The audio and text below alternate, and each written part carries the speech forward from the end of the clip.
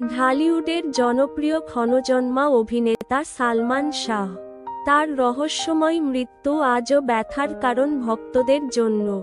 ভক্তপ্রাণ তার মৃত্যুর সঠিক কারণ জানতে আগ্রহী, কিন্তু দীর্ঘ 29 বছরেও মেলেনি ন্যায়সঙ্গত কারণ। সম্প্রতি আবারও তার মৃত্যুকে নিয়ে জল্পনা কল্পনা শুরু হয়েছে।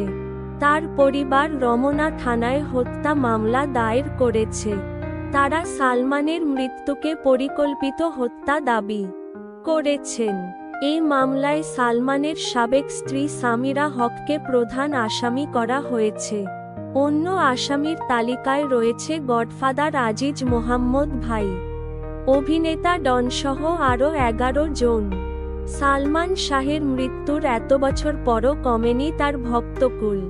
হত্যা মামলার সুষ্ঠু তদন্ত ও আসামিদের দ্রুত গ্রেফতারের দাবিতে সোচ্চার হয়েছেন সালমান শাহর ভক্তরা।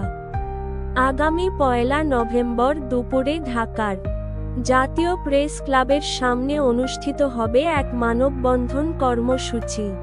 সালমান শাহ ভক্তবৃন্দ এর আয়োজনে এদিন সেখানে উপস্থিত থাকবেন সকল সালমান ভক্তরা। সালমান শাহর মৃত্যুর প্রায় 3 দশক পার হলেও তার রহস্যজনক মৃত্যুর প্রকৃত তদন্ত শেষ হয়নি বলে ভক্ত আয়োজকদের পক্ষ থেকে জানানো হয়েছে। পরিবারের পক্ষ থেকে অভিযোগ থাকলেও এখনো পর্যন্ত প্রকৃত অপরাধীরা আইনের আওতায় আসেনি। তারা আরও জানান, জনপ্রিয় এই নায়কের মৃত্যু নিয়ে নতুন করে যে হত্যা মামলা দায়ের হয়েছে সেটির দ্রুত তদন্ত ও আসামিদের গ্রেফতারের দাবিতেই এই মানববন্ধনের আয়োজন করা হয়েছে।